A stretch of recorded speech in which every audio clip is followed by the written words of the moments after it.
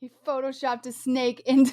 Man. Why would he do this to me? My goodness. Yeah, no, I mean, I'm on his side here. This is evil and torturous, No, is I'm what on it his is. side. I'm on his side. You shouldn't be scared of snakes. Yo, what is up, my friends? Welcome back to What the French Toast, your favorite podcast on the internet that leaves you asking yourself the question, what the French toast did I just listen to?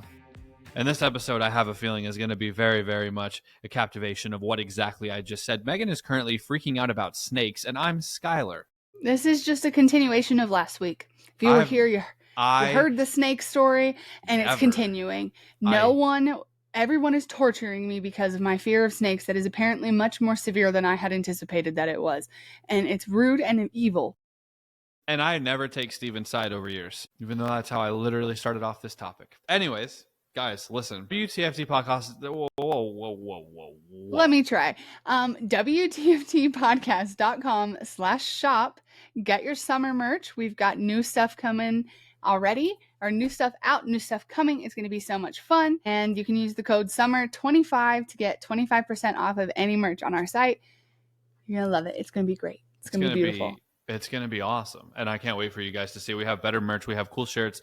Then who knows? We might be coming out with a shirt that has this topic on it, which actually would kind of be sick. That would be kind of cool. We'll see. But with no further ado, I have a story. And here's what's crazy about this. We all know Mr. Ballin, right? Correct. We've all heard Mr. Ballin. What's actually insane is I started doing research over this topic, and I listen to Mr. Ballin weekly. And I think it was like Tuesday or Wednesday, whatever day he releases videos. I'm listening to him, because YouTube updates, like YouTube alerts me, and it's like, hey, Mr. Ballin posted a video. And I'm like, absolutely, going to watch that today. And I'm out in the field, like I'm driving for work. I put on his video, and it's the same video that I've done research on. I don't even know. He probably records his videos like weeks in advance, I would assume. He probably is pretty ahead, or at least on a schedule. Yeah. So I really listen. My point is he has great topics. And if you've listened to this on Mr. Ballin's channel, then listen to it on mine, because I don't really tell it the same way he tells it. But here we go. On September 23rd, 1839, there was a captain named Captain Brighton. And he was, have you heard this, Megan? No. Okay. So he was sailing through an area called the Drake Passage, which is located kind of along the northern coast of Antarctica. So anyway, so it's September 23rd, 1839. That's important later on. But he and his crew, they're professional whalers. So they go out, they collect whales for their blubber and all sorts, right?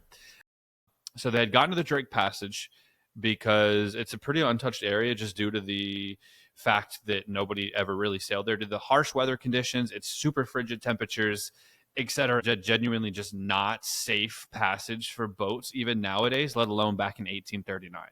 However, this ship and Captain Brighton and his crew, they're like, nah, we need to go whaling because this is probably a gold mine for whales because nobody touches it. And unfortunately for the crew, they went through. They're risking their lives. They're sailing through this spot. And after all of that, you know how many whales they found? Zero whales. They found none. So they risked their lives. They had choppy waters. And some of them probably got seasick for no whales. And then here's the thing. What if the Drake Passage is too dangerous for the whales? That's how you know it's bad. Even the whales are like, no, we don't go there. That's crazy. Yeah. They're like, we don't avoid that. That's the bad part of town. Yeah, we don't do that. That's great. You've seen that? Have you heard about the Drake Pass? It's getting so bad over there. It's getting so cold over there. Yeah. Never, ever spend time over there, especially after dark. Yeah. Moby. Freaking lost him last week. That guy was a dick, for real. You heard about that? Anyway, one night, as they're sailing through, they're looking for these whales because they were there for several days. The weather got so cold outside that it quite literally froze the ocean as the ship was sailing through. And so it literally kind of concreted the ship in between the frozen ocean waves. So they could not move. I think I've seen videos and stuff of that, like on Deadliest Catch and stuff, when they are in the cold waters and they have to like use the ship to break the ice, and it's really dangerous. And yeah. No, it scared the hell out of me. Fortunately, I never experienced that when I lived on a ship, so I'm here for that. But anyway, what do we do here? Like, what's the protocol for this? Back in what was it? Back in 1839. As you can imagine, if you're sailing, if you're a boat captain and you're sailing through the water and the water literally freezes itself around you, you're gonna freak out. At least I would freak out. He tries a couple tactics, tries a couple maneuvers. None of them work. So he's sitting there and he's like, I got to tell the crew. And they're not going to be happy about this. And so as he's like thinking about telling the crew, he's like, okay. And he hears thunder in the distance. And he's like, oh my God, for real? So he gets up, he walks up to the deck. And when he looks, he can see like thunder and lightning rolling in the background. And what seems to be a pretty severe storm. So now not only is he wedged in between frozen water, but a pretty massive storm is rolling in, which is its own problem all by itself. And so he's like, okay, yeah, this is not good at all. Mind you, as he's thinking about all this, he's like, okay, well, what if I can't get the ship unstuck, right? And there's lightning and stuff rolling in. Again, potentially dangerous, but we don't have enough food. We don't have enough supplies on deck to be able to last potentially the entire winter, because nobody comes out this way ever. Super isolated, super frigid temperatures. Nobody else is dumb enough to go out that way. So he's thinking about all this. Storm is getting closer. And then finally, the storm hits. Now, a storm like that is bad.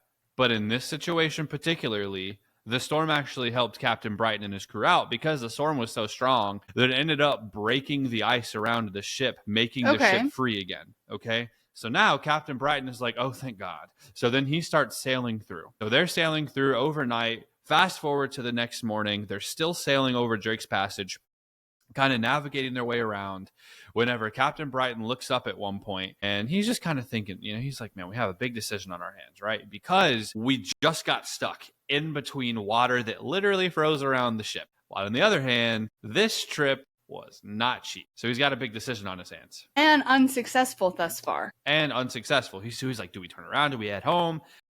After realizing the fact, of course, that if we get stuck again, we don't have enough supplies to get us through winter, and there's a high chance that nobody's going to be out here to save our life if we do get stuck. But again, on the other hand, there's still a chance that they are going to find whales. And again, it was an expensive trip. So what do you do? Yes, Megan. Sorry, I have a question. You're good. So, just curious, if they can't break through ice, how are they going to catch a whale? That's what I'm saying. So what tools are you using to catch this there whale?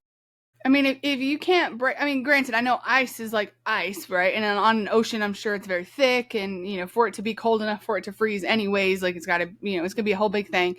But like, you can't get through ice. You can't catch whales. You can't even find whales. And then now you can't feed yourselves?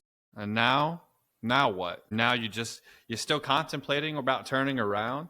Because I guess push comes to shove, if it freezes around the ship again, you could just have everybody just try to melt the ice with the breath, I don't think it's going to work. No, I don't think that would work either. But could you imagine just like 5 guys just trying to...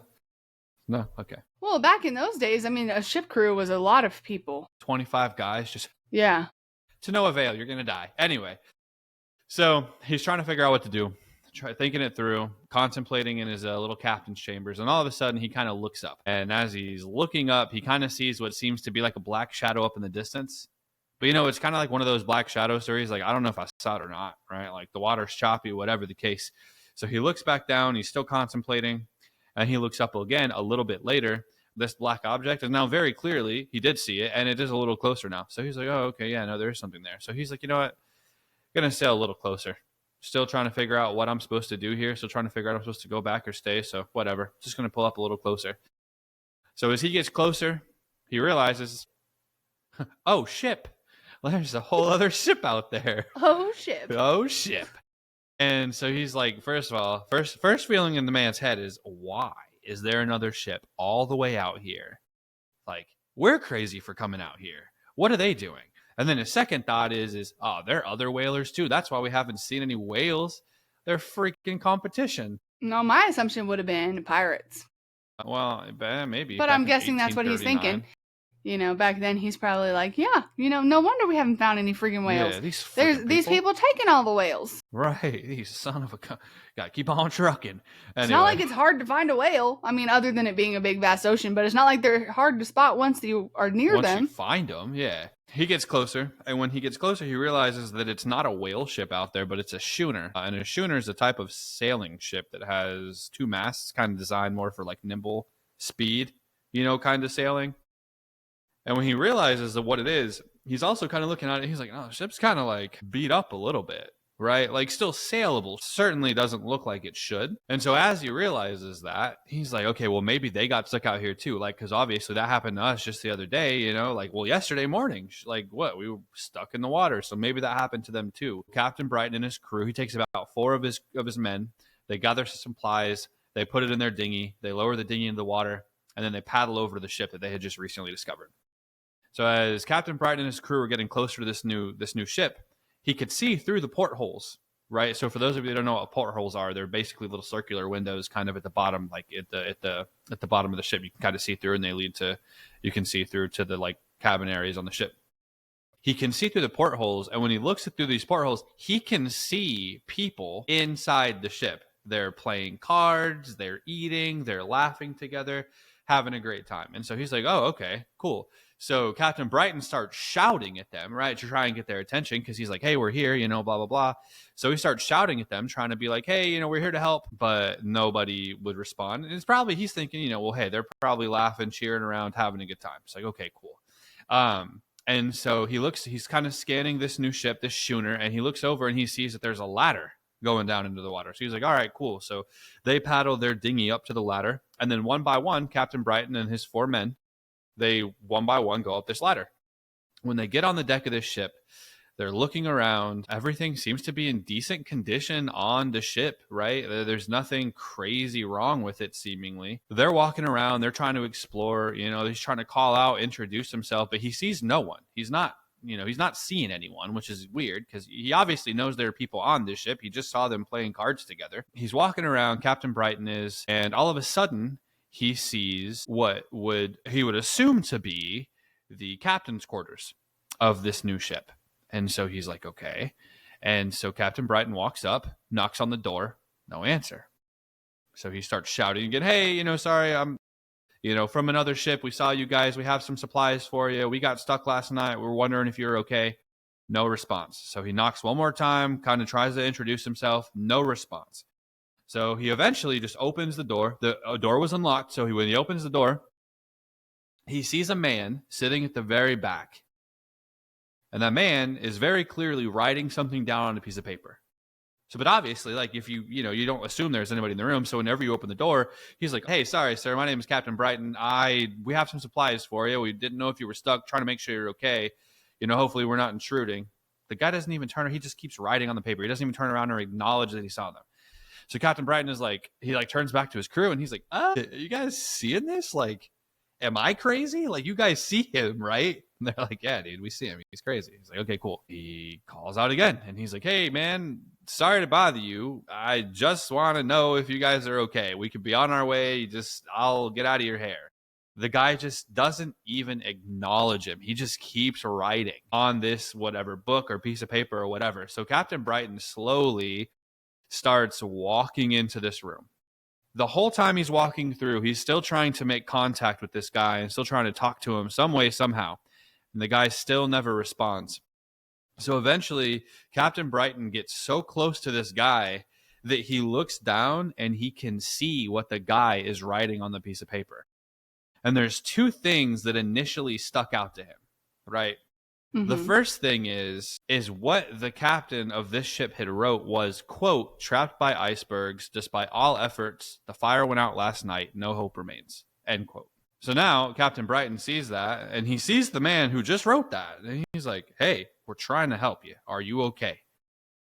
And then Captain Brighton looks at the paper one more time, and right above that entry is the date, January 17th, 1823.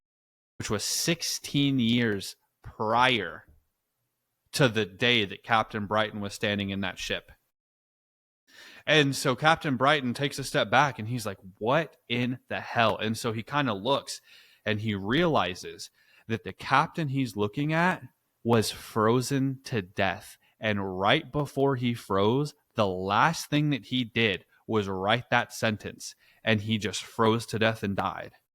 So then the crew starts walking around the ship because, mind you, they saw other people on this ship. Everybody that was playing cards, smiles on their faces, playing cards, literally in the middle of putting a card down, they froze in that exact same way. And because the temperatures of that area were so frigid, it preserved them almost perfectly. So every single person on board that ship was dead, but perfectly preserved and just completely frozen. There were still people in the mess eating with forks up to their face. There was a lady in bed with her dog cuddled up to try and stay warm. That's my story. So all these people were frozen in time for 16 years until Captain Brighton and his crew found them. But this makes me wonder, right? Like, because you know how they say, like in Hollywood, all the movies are made from some sort of like something, like some sort of like real life experiences. Yeah. Well, it makes me wonder, like, dude, like the movie Encino Man where they literally find a caveman that's been frozen in ice and then they like defrost him and he comes back to life. Makes me wonder if situations like this where they're like, yeah, back in 1839, like if there's some like document in Area 51 somewhere where they're like, yeah, in 1839 we found a bunch of people in like Antarctica who were frozen to death, so we defrosted them and then they just started running around. Like they're still alive, they were just frozen for a little while. 180 years later they just made the movie Encino Man. Yeah, I mean, wasn't that based on that one guy's body that they found that was perfectly preserved on like a mountain or something? Maybe. I don't know. But yeah, that's my story. I really have so much more to say, but every time I unmute myself, the dogs bark. My goodness, Megan. I can't function. You're okay. First, I start to talk and the dogs bark. Then I start to talk and I cough. Okay. So they're basically saying the story is they found this ship. It's not a ghost. They found the actual ship. They found the actual ship. Like the actual ship was still there from 16 years prior. So it had just been floating around for 16 years in the same general area. Yeah, because nobody ever goes out there. It's that much of an area that nobody goes out there. I apologize for any dog barkings that I can't get rid of. I'm sorry. That's crazy. Yeah, scary as shit. If you saw that, you'd feel so uneasy. You couldn't sleep that night for sure. Like, what do? Do they tow the ship back and bring it to the proper people? Or like, I mean, they barely have enough to take care of themselves. That's true. I don't actually know what they did. I think that there was probably an expedition launched to go recover that ship later on with other people and supplies and sorts. Proper resources and stuff. Yep. Interesting. But yeah. Interesting. So if you ever find yourself in a situation where you're in Drake's Pass and, you know, you are wondering if you should pack some equipment, the answer is yes. Pack plenty of supplies because you might die if you don't. And then you'll be found floating around 16 plus years later, right, frozen in place. And it's unacceptable. We love you guys and we don't want you to die. We want you to stay here so you can listen to our podcast and buy our merch. And also live for your families and your loved ones. I was going to say, I mean, yeah, sure, buy our merch, but also like live a good, happy, healthy life. You know, that'd be cool. Skyler now realizes he kind of sucks. No, but like I meant everything I said. Buy our merch. And who knows, we might have merch with a frozen sailboat on it and a whale named Moby. I think that's probably not allowed, but no, I'll see what I can do. Just have like a frozen guy saying he's a dick to the water. And there happens to be a whale underneath. It's fine. It's okay. We'll see. Guys, we have a new logo. For those of you that have watched us, guys, I'm excited about this rebrand. I don't have much to say about it because I've been working on it so much that I've just been like, it doesn't feel new to me. Do you know what I mean? Like, yeah, I hear you. But yeah, no, it's been fun rebranding and kind of redesigning a lot of our stuff and planning out new stuff. And, you know, because we're back. We are back. Yeah. Speaking of being back, I have something that I want to say. Okay. Shout out to Nayani. You both are beautiful and so talented. And oh my gosh. We can only do this so many times, Skyler. Yeah, no, I'm sorry. That's my fault. That's my fault. It's going to get a point where it's just going to be weird and then they're never going to talk to me ever again. I'm sorry. I didn't mean it. Yeah, they're probably going to think it's creepy. No, man. They're cool. You know, they got, was it pneumonia or something like that? I did not know that. Yeah, they just finished their tour. I'm like a fan for real. No, I think they have some dates in June. No, they just finished their tour. I've been following them, Megan. Jesus. I thought they had some dates in June. Anyways, okay, well, I think that's it, you guys, for this week. Right. Megan, anything to add? No. Well, god dang it, guys. Don't be dumb. I love you all, and I'll see you next week. Goodbye. Bye.